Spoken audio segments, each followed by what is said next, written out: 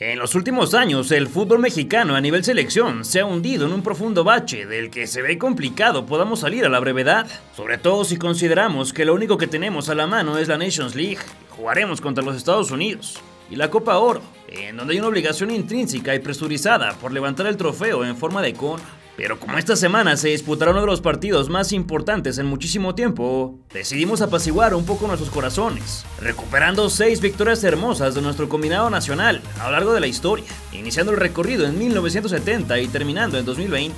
Ojalá que algún día podamos tener consistencia en este deporte que tanto amamos. Por lo pronto no nos queda más que aferrarnos a la nostalgia. Ya sabes que estos clips provienen de otros videos más viejos del canal, y aquí en la descripción te vamos a dejar los links por si los quieres ver completos. Dicho esto, comencemos.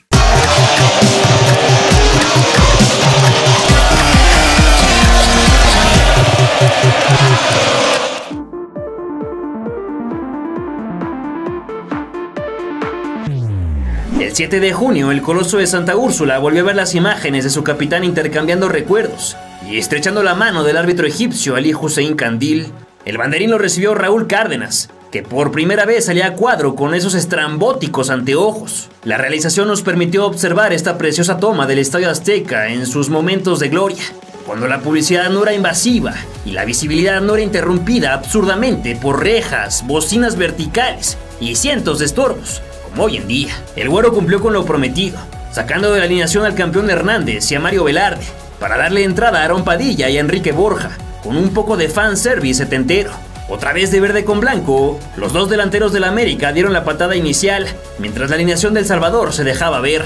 Este fue el mejor juego de la selección en su mundial casero, enseñando el nivel que los aficionados sabían que andaba por ahí, pero los centroamericanos demostrarían toda su valía, al menos en el primer tiempo. También el juego sucio con Cacafiano salió a relucir, y por ejemplo, pues todo el partido, como veremos a continuación. Apenas de inicio, Aarón Padilla presumió sus bicicletas hasta en 2 ocasiones, y luego quiso ponerle sotana a Quintanilla, que no se dejó. Los de azul y blanco entraban fuerte al balón, pero de paso dejaban tallones. González también quería bailar, aunque casi la pierde, y el Ganso recortó a 17 kilómetros de distancia, ganando un tiro de vértice. La primera vez que vimos a Raúl Magaña y su boina fue gracias a Bantolrá, justo antes de que Quintanilla se desquitara con Munguía, lo mismo que Juan Ramón Martínez con el defensa del Toluca, aunque el egipcio demostró que le iba a quedar grande el paquete.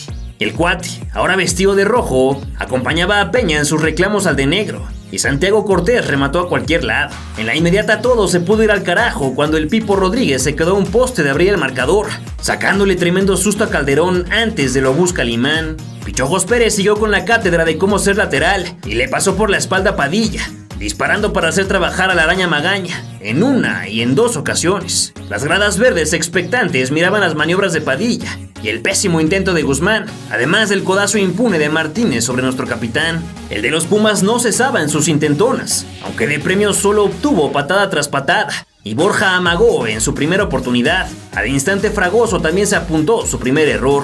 Peña pidió permiso para que le curaran la herida de guerra en el patio trasero, y Borja dejó ver sus carencias en la técnica individual, segundos previos al gol de campo salvadoreño. Valdivia le mandó un centro muy alto a Gansito, que ni saltando para atrás llegó. Mariona quiso de lejos, se hizo lucir a Calderón. Pérez aspiró toda la banda izquierda para dejar pleno a Fragoso, que le pegó con el calcetín y enseguida desperdició el mal saque del portero.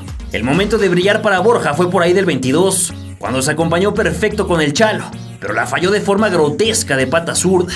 Doloroso y frustrante para el héroe local, que se quiso resarcir con un cabezazo en reversa, ganando solo un tiro de esquina. De ahí nació un cañón de la Calaca y otra pifia para ponerse a llorar medio siglo después, ahora a nombre del Cabo Valdivia.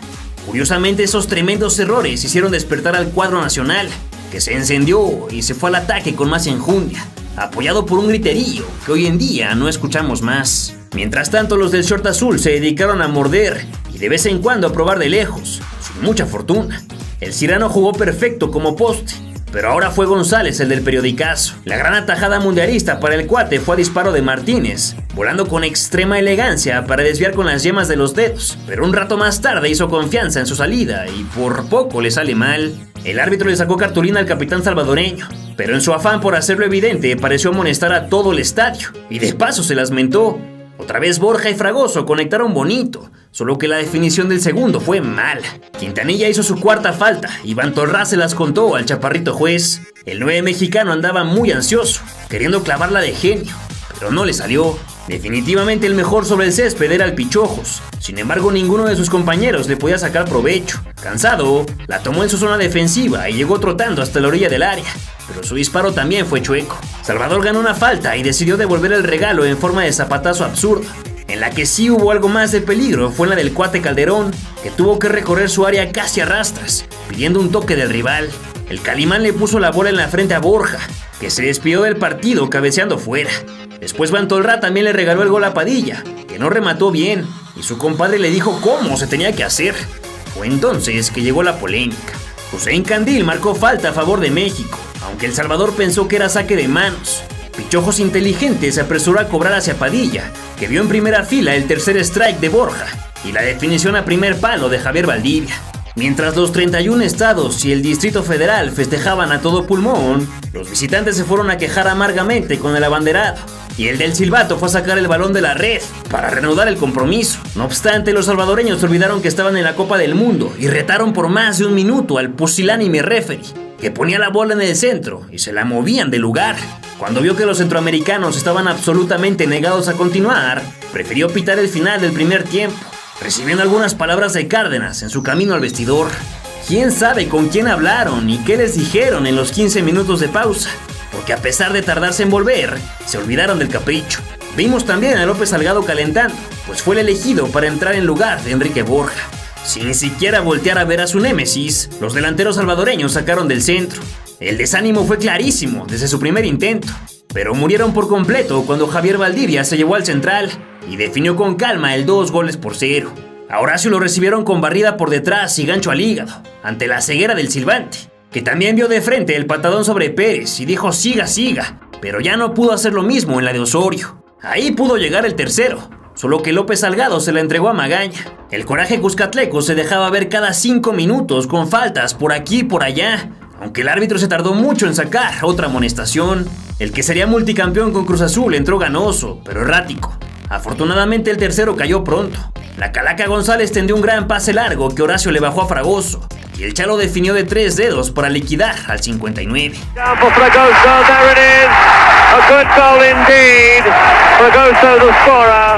Esa fue la tercera de 5 ocasiones en las que México ha podido anotar al menos 3 goles en partidos mundialistas, algo que se dice muy fácil, pero que ha sido bien complicado de lograr, y no iba a parar ahí.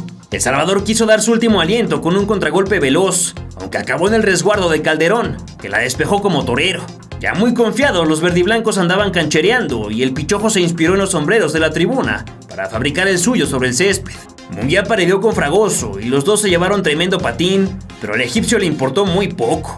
El público respondió con una porra de esas que ya nomás escuchamos en las fiestas de cumpleaños, en otra tradición que se debería retomar.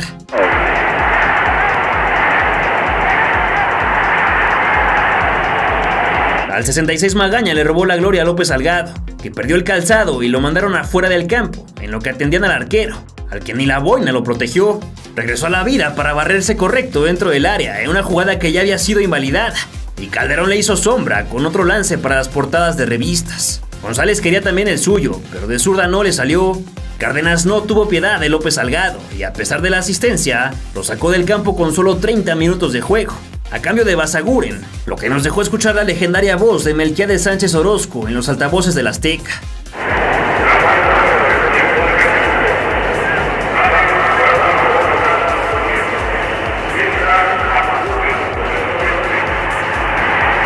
Lo primero del Fraile fue un intento de hurracarrana que no fue castigada, antes de que el cuate se volviera a lucir en los aires. Fragoso cruzó a Valdivia, pero el 19 no alcanzó a llegar. Fue una pésima salida de Magaña, de buen partido, que entregó la pelota al cabo, y el bicho le quedó botando a Basaguren, que de primera dio el pase a la red. 4-0 ya lo ganaba el equipo local. Un hito maravilloso y hasta la fecha irrepetible, pues esa ha sido la única ocasión que nuestro país ha sido capaz de hacer 4 goles en Copas del Mundo. Un resultado fenomenal con un buen nivel de juego, pero que no era referencia respecto a las potencias del planeta. A partir de ahí el público solo se dedicó a festejar y a ovacionar a los suyos, con banderas, matracas y trompetas en mano. Llegó una dormilona terrible sobre la calaca, que debió ser segunda amarilla y la primera roja de la historia, pero se quedó en consuelo.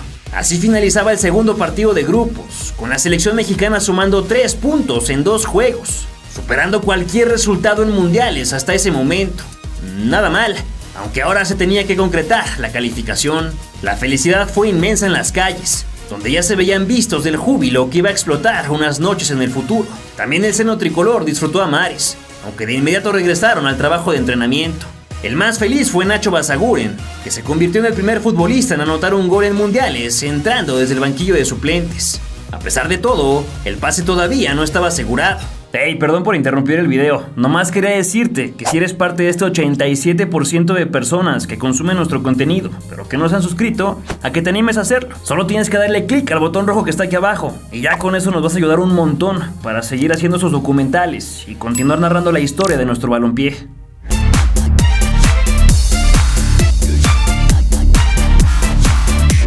Fue el anfitrión el que rompió la copa en el casco del buque de octavos de final, recibiendo a Bulgaria bajo el durísimo calor, casi veraniego, del Distrito Federal. A pesar de las engañosas sombras al arranque del protocolo, se retornaba al bonito uniforme alternativo, dejándole a los búlgaros el verde y rojo. A esta altura de la competición no había duda de que el soporte estaba seguro en el graderío, con todo y que era domingo de Día del Padre. Por primera y única ocasión en esta serie de México en Mundiales, repasaremos la alineación hombre por hombre, pues esta oncena es la única que ha sido capaz de llevarnos a un lugar que para nuestros días parece prácticamente imposible.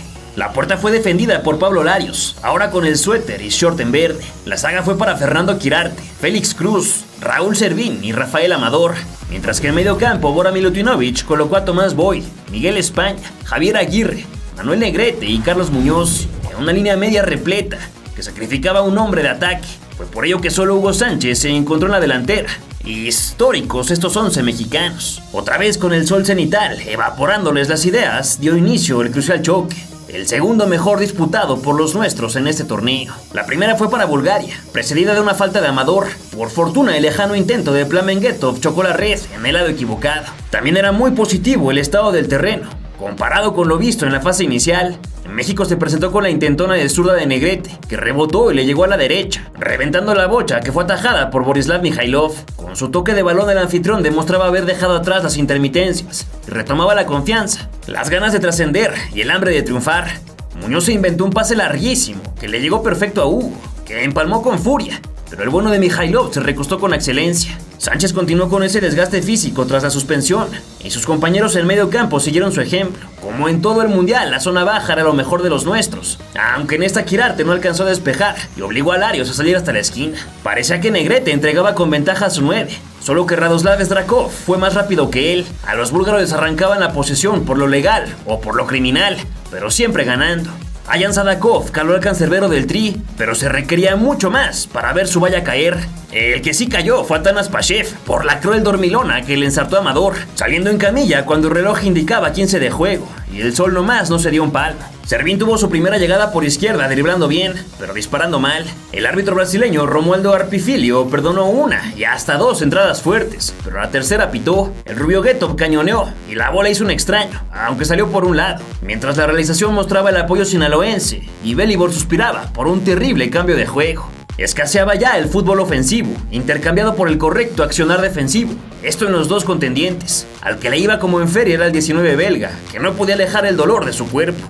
Berlín y España también se dejaron filmar, segunditos antes de que Hugo Sánchez la bajara con todo ese talento nato. Pero la premura en la definición llevó el balazo directo al pecho de Mijailov. Se botó después hacia el centro, llevándose patada y encarada de Georgi Dimitrov en la otra marca de tiempo estampada en la televisión internacional. Parecía que los switchers encargados de las tomas empezaban a preocuparse por la falta de acciones de peligro y mejor enfocaban a Pique y Manolo. Pero curiosamente este par de panzones fueron el preámbulo del momento más bello de esta Copa del Mundo.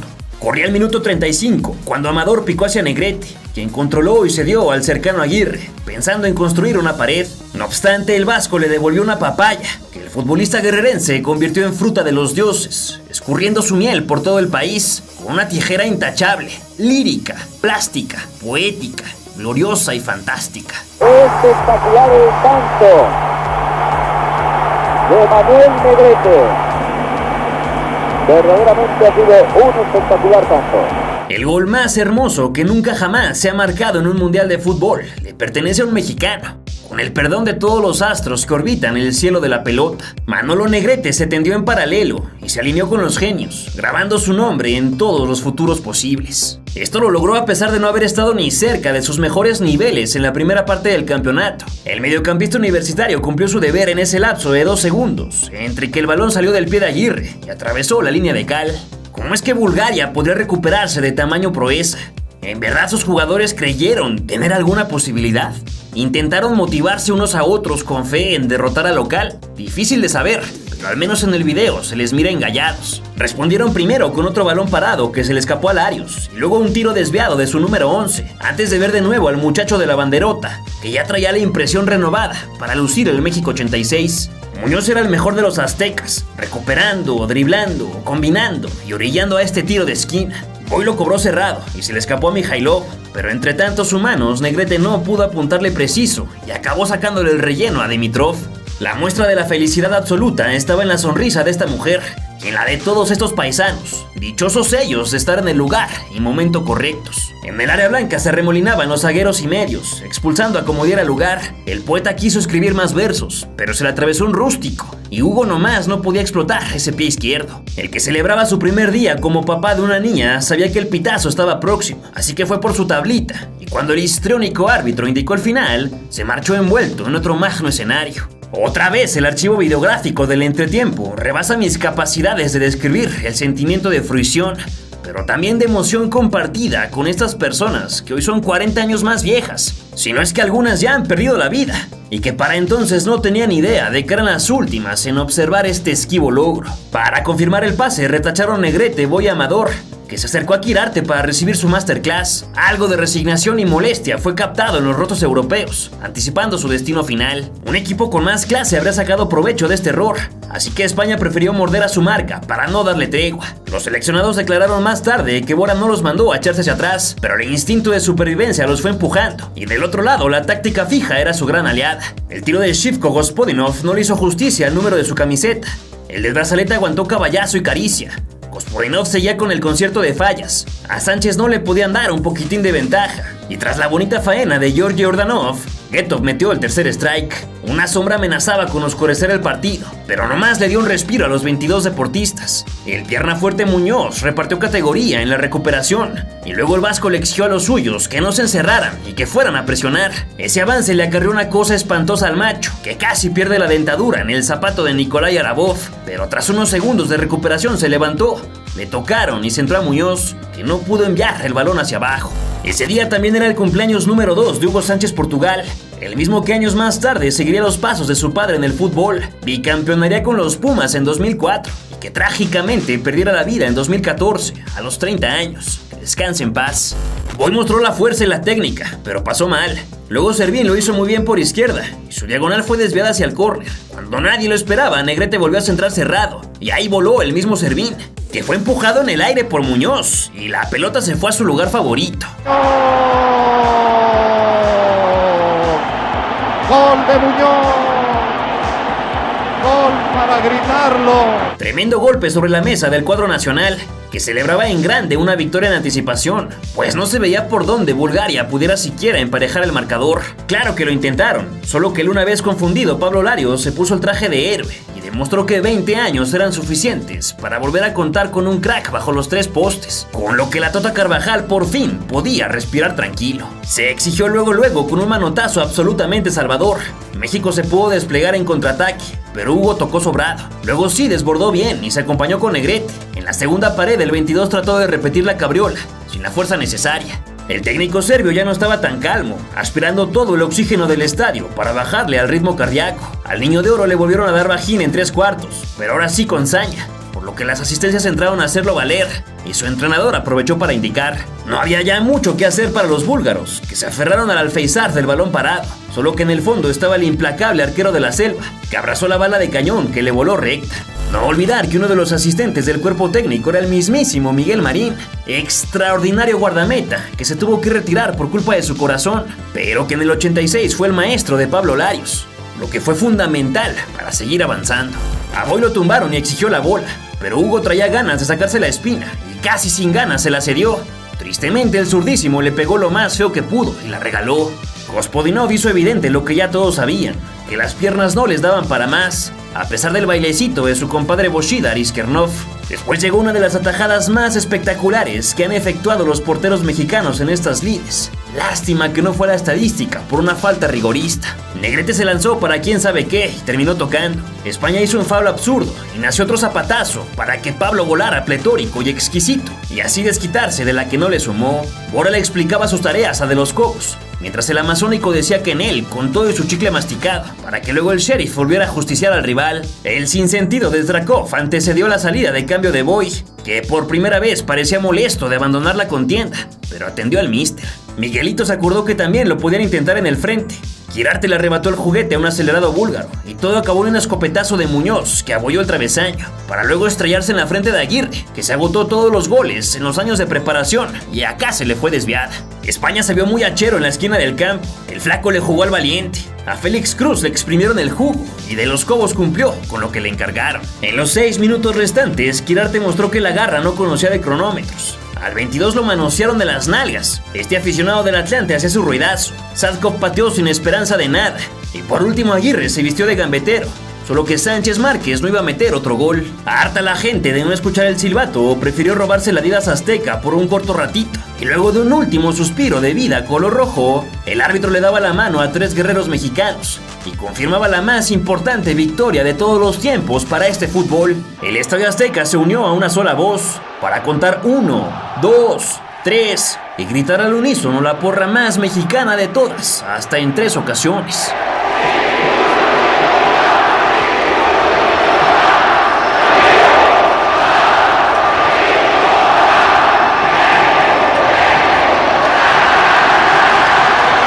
Los aplausos querían ser infinitos y extenderse por toda la eternidad, arrastrarse de década en década y transformarse en más glorias, en éxitos, en triunfos, en trofeos, en campeonatos, en reconocimientos por todos aquellos lugares donde rodara un balón.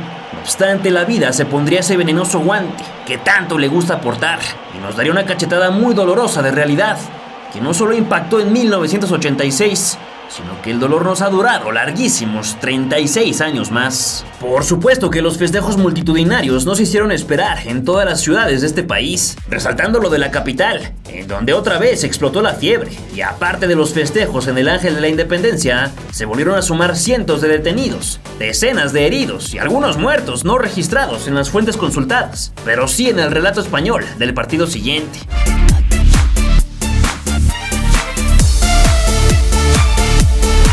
Esto nos emparejaba con Perú para el partido por los cuartos de final. Fue a partir de ese día que México dejaría de hacerle al cuento y pondría todas sus cartas sobre la mesa, explotando a tope su potencial ofensivo. La blanquirroja llegaba calificándose como el primer lugar de su grupo, después de empatar con Brasil y Paraguay, además de vencer a Chile. Podría apantallar, pero solo anotaron 2 goles en un pelotón muy pobre. Antes del partido se sabía que el rival en turno sería el anfitrión Ecuador, por lo que no habría ninguna sorpresa. A José Soto sí que le sorprendían con la primera amarilla sobre Sague, y luego el Piojo se quedaba a medias en su embestida. Ambriz fallaba terriblemente en su control, por lo que Jorge Campos, otra vez de rosa, se abalanzó muy bien en el achique. El árbitro Iván Guerrero corrió como nunca en su vida para ir a calmar a un asistente, que a 30 años de distancia parece ser Javier Aguirre. Aspe robó con barrida y Sague quiso centrar, pero se la regaló al guardameta. Luego Ambriz trató un cañonazo que se fue abierto. Otra vez el número 11 trazó al macho, que no alcanzó a llegar. Después la barrera de campo se abrió en 2 y la pelota pasó hasta la afortunada colocación del 24 veces internacional con México. El Beto intentó lo mismo, aunque tampoco tuvo tiempo. El hijo del lobo solitario continuaba como estilete por la banda, pero su centro se iba mal y otro derechazo se escurría hacia el fondo. La defensa peruana era una broma, por lo que dejaron entrar ahora a Ramón Ramírez y centró al que relevó, solo que la defensa expulsó en extremis. De inmediato el maestro se quedó a muy poco de hacer un gran gol. El mismo tepiqueño Ramírez cometió un error brutal que por fortuna no se convirtió en gol. A Sague le filtraron una gran pelota, pero Miranda mostró lo que le aprendió al portero azteca y se barrió como gran señor. Pero poco le duró, ya que poquito después al Capi Ramírez se le metió el espíritu de Beckenbauer, partiendo la cancha en 2 y jugando de pared con Hugo, para luego ser bloqueado por el arquero Inca. El mexicano, especialista en penales, se colocó y cobró durísimo, imposible para Miranda. Gol de García Aspe, que inauguraba un marcador muy lejano al definitivo. El entonces jugador del Necaxa se volvió a calar, sin éxito. México era un terremoto en suelo ecuatoriano y exigía una mano que era clarísima. Pero el alter ego de Bonifacio Núñez dijo que no. Claudio Suárez se sumó al ataque y con una clase de emperador azteca lo vio para quedarse a nada de hacer un golazo. Entre sonrisas, Galindo se lamentaba por tropezarse con el banderín de esquina y mejor cambió de extremidad para cobrar en corto. Luego le puso un toque de genio a Claudio, que esta vez olvidó el toque en su área. Olivares saltó para despejar un buen centro, pero olvidó que no estaba defendiendo en su lado. El Solar jugó de pared con su compatriota y se abalanzó con todo de frente al Brody, que quedó tumbado en el empastado. El Gallo García ya calentaba desde la banda, esperando su oportunidad, pero él no sabía que durante los años 90 nadie podría arrancarle el puesto a Jorge Campos. El dentista Mejía Barón aprovechaba para darle indicaciones a Nachito, mientras que el guardameta nacional se ponía en pie. A la jugada siguiente nos demostró que nada tenía con esa imponente salida a los Larios. Ramírez se puso el guante y como con la mano le colocó la pelota a Zague en la cabeza, pero ni con tremendo testarazo pudo hacer el gol. Ahora era Patiño el que usaba a Hugo, nomás para que le devolviera, solo que su cruce se largó más de lo necesario.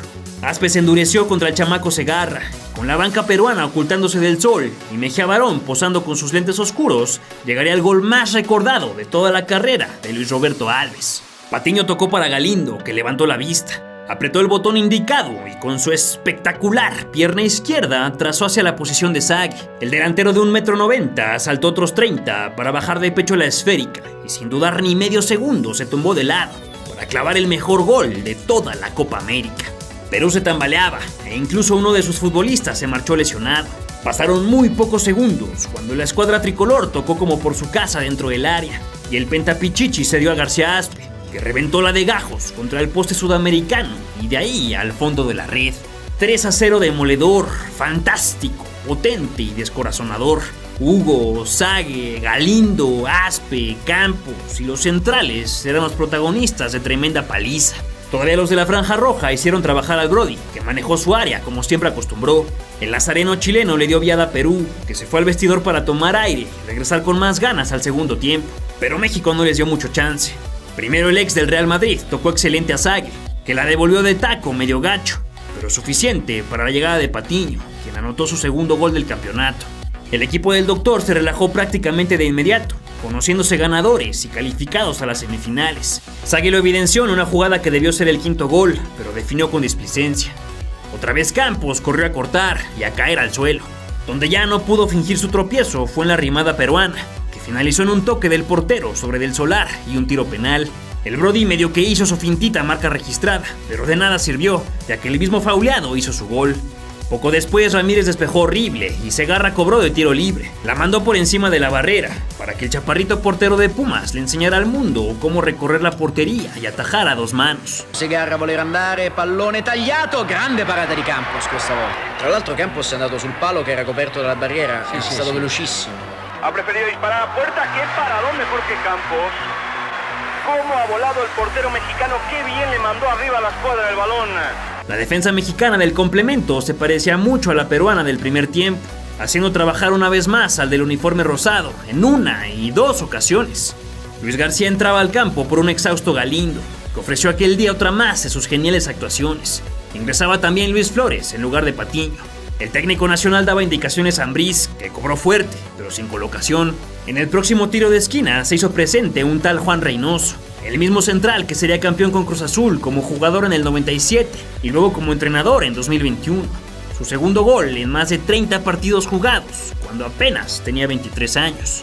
Pocos aspavientos hubo en el resto del partido, más allá de un remate flojo de Hugo, al que le urgía abrir su cuenta personal. 4-2 finalizaba un encuentro claramente dominado por México, que soltó el amarre para el segundo lapso, aunque Perú poco hizo para empatar.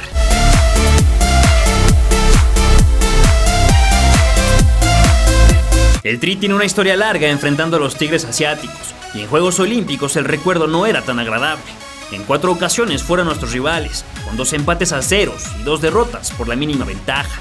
Las estadísticas jugaban en contra, pero los muchachos del Jimmy Lozano no jugaron en 1996, 2004, 2012 ni 2016. Estaban dispuestos a escribir su propia leyenda. Otra vez de blanco, pero ahora en otra isla del archipiélago japonés, Sapporo, se definiría el pase a la semifinal del torneo. Romo le daba el zape de la suerte a Martín y los coreanos presumían el uniforme más feo que jamás han portado. Jimmy, Ochoa, Antuna y Martín eran las últimas imágenes antes de observar el que sería el partido más emocionante y espectacular de todo el campeonato. Jorge Sánchez se dio cuenta muy pronto de la rapidez asiática y tuvo que hacer falta por su banda. Después Romo no supo cómo centrar, mientras Córdoba volteaba a ver el campo en donde sería figura. Muy poquito sucedió previo al primer gol. Alexis Vega ejecutó un par de regates para luego centrar con la derecha. El mejor mediocampista de la Liga MX le entregó un bombón a Henry, que se sacudió hasta la última pizca de crítica que algunos se atrevían a hacerle. Gol mexicano que abría el marcador y apuntaba a la tranquilidad, pero Corea tenía otra cosa en mente. La defensa blanca se hizo bolas dentro del área grande y en la chica François tuvo que exigirse de rodillas. Donde ya no pudo actuar fue en la que el fantástico Dong Young Lee recortó a Luis Romo y luego se inventó un zurdazo de genio que venció la mano cambiada del guardameta mexicano. Tremendo sopapo que pudo afectar rotundamente al rendimiento azteca, mas el espíritu ganador ya les había invadido y se necesitaba más para tumbar sus sueños. Lee ahora lo intentó de derecha y seguro pensó que merecía hacer gol. Vega se llevó su marcador y casi genera un gol en contra, aunque tenía solo a Martín. Wang ganó las espaldas y quiso tocar con clase, pero se fue lejos.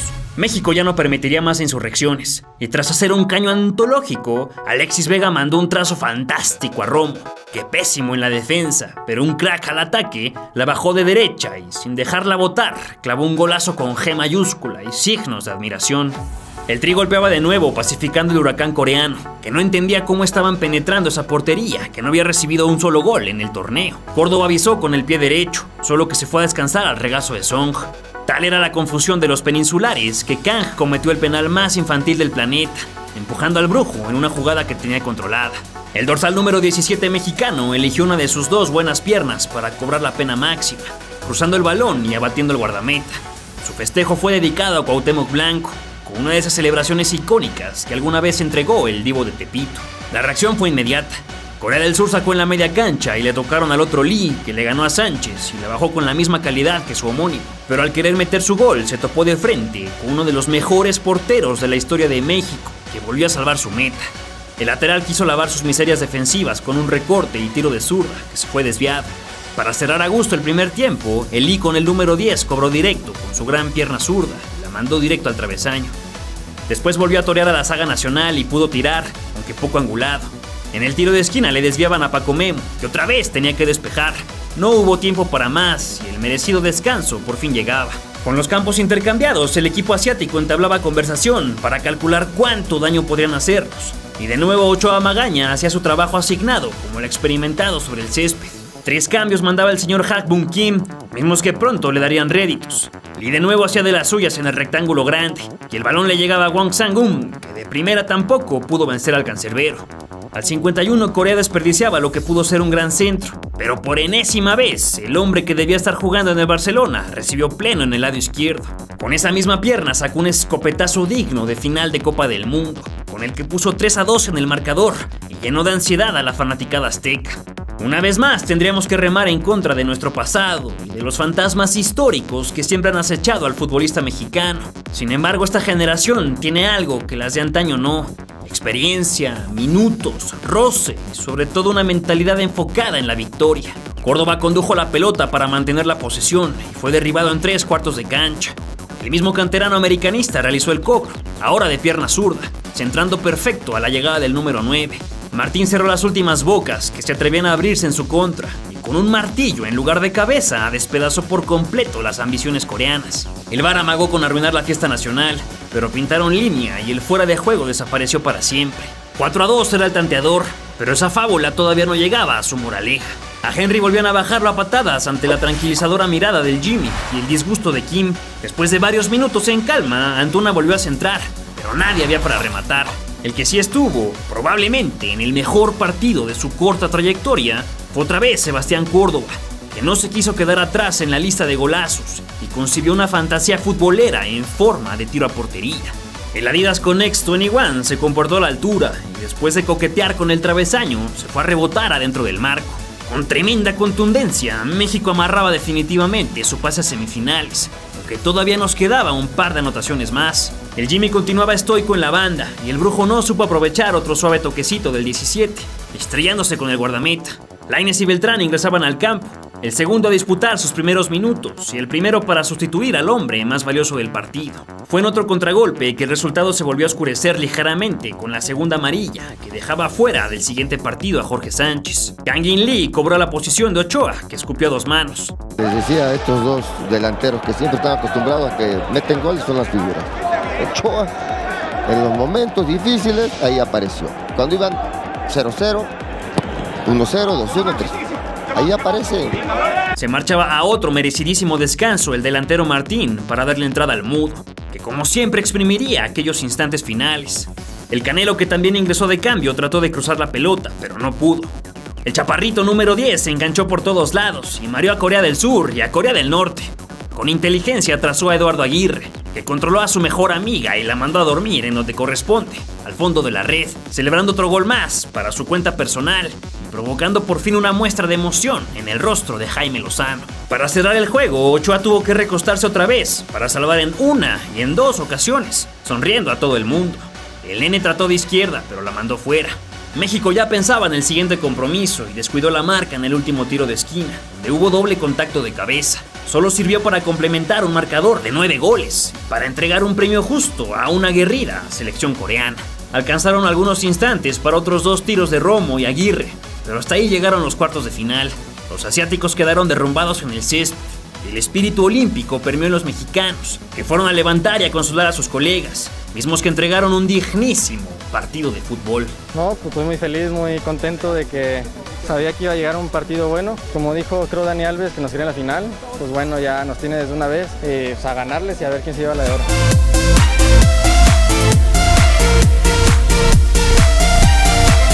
En virtud de ello, los cuartos de final se vislumbraban en el horizonte para disputarse en el mítico y renovado estadio de Wembley, ante otro rival africano, la Senegal de Sadio Mané, que clasificó como segundo de su grupo, con un triunfo y 2 empates. Arrancó la contienda de cuartos de final, con Marco Fabián presentando sus armas por derecha, y cuando todo parecía perdido, se avivó la despistada saga con un fogonazo que hacía vibrar el larguero.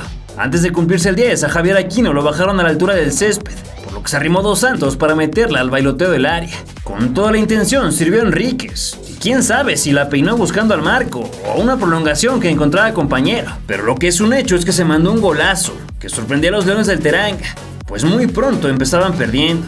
No obstante, jamás bajaron los brazos, y por ahí del 17, Moussa Konaté hacía volar a Corona, que con el gafete en el brazo daba tranquilidad a los suyos, enviándola a tiro de esquina. Tras cobrarse el córner, el mismo Konaté se quedó con las ganas de empujar la pelota, pero solo machucó.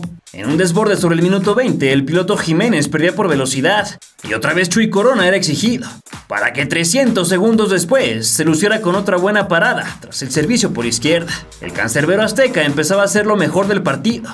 México no tenía creación de juego y estaba confundido, mientras que Senegal esperaba la suya. El público en Wembley observaba feliz pese a la lluvia, aunque tuvo que esperar hasta el 40 para ver otra aproximación peligrosa, que terminó en la nada porque a nuestro lateral se le acabaron las ideas. La reina Isabel y el príncipe Harry saludaban a la cámara, mientras en el campo Marquito descolgaba un centro perfecto para el Cepillo Peralta. Sin embargo, al de Torreón le movieron la puerta y se lamentaba viendo hacia el cielo londinense, como implorando por el gol.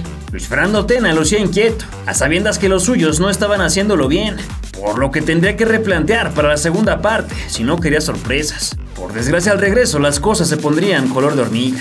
Al 51, Chequi Kouyaté se atrevió con un fogonazo que Diego Reyes alcanzó a rozar y que por poco se cuela. Posteriormente, Fabián y Giovanni tejieron una linda trenza sobre el último palmo, solo que el de ascendencia brasileña se equivocó al definir y Ousmane Mané la expulsó con la pata.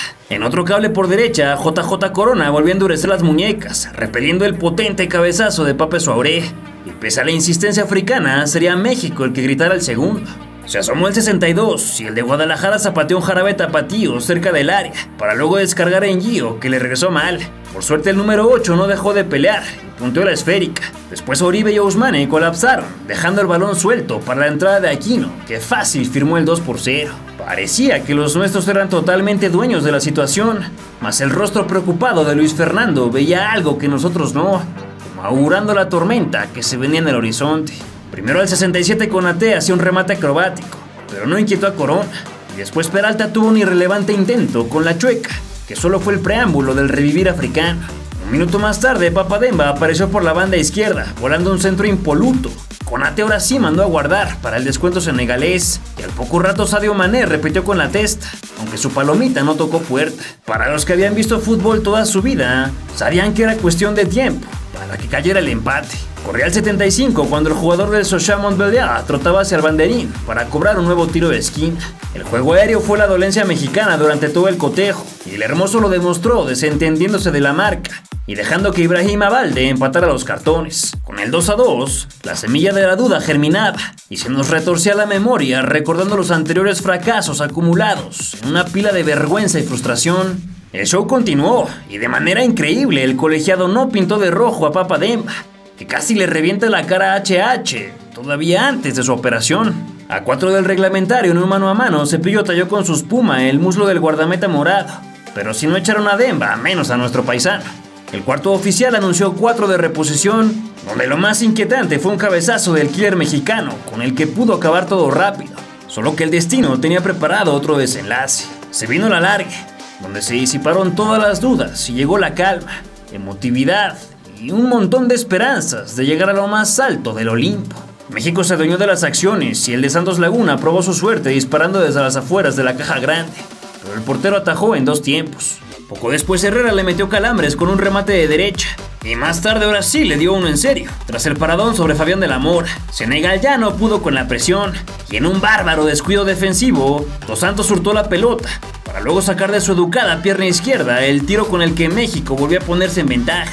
El 3-2 se vio amargado por la amarilla de Héctor Herrera, que se perdía de las semis en caso de llegar, y al 103 Jesús Corona salvó de manera monumental, pero ya todos habíamos perdido la cuenta de sus heroicas atajadas. Al arranque del segundo tiempo extra, Senegal tuvo un tiro libre en buena posición, que se estrelló con la barrera, y luego Darwin Chávez la puso en órbita, sin saber que aquel satélite sería el último clavo del ataúd senegalés. Abdoulaye quiso jugar retrasado para Ousmane, sin embargo la dejó muy, pero muy corta, lo que Jiménez se estiró tratando de resolver, aunque la mano del portero fuera del área se lo negó. No obstante, de atrás entró el dorsal 6, que siempre siguió la jugada, para anotar así su único gol del torneo, y regalarnos otro baile más feo que el anterior, pero también más emocionante, ya que aseguraba por lo menos la medalla de bronce. Antes de acabar el juego, el gran portero de Cruz Azul nos obsequió una última parada, con la que evitó el descuento de Ibrahim Valdé, y con eso el Tri se iba a descansar con la mente en la semifinal frente a Japón. Que el chatón me venía haciendo así con los brazos estirados, le venía diciendo dedícamelo. Entonces ya que llegan todos, pues ya le dediqué el bailecito, ¿no? Esa es la parte que fue fantástica en México. Siempre supo aceptar los malos momentos, aceptó los golpes, y a raíz de esas circunstancias empezaban a encontrar rutas de escape, planes de emergencia, y lo lograban. O sea, se reponían durante los partidos. ¿Recordabas estos partidos a cabalidad? ¿Cuál fue el que más disfrutaste? ¿Qué otros te gustaría ver en próximas recopilaciones? Déjamelo saber en tus comentarios. Si te gustó este video, ayúdanos a dejarle un like y compártelo con la banda más triste por la selección. Y por supuesto, te invito a suscribirte para que no te pierdas de todas las leyendas del fútbol mexicano.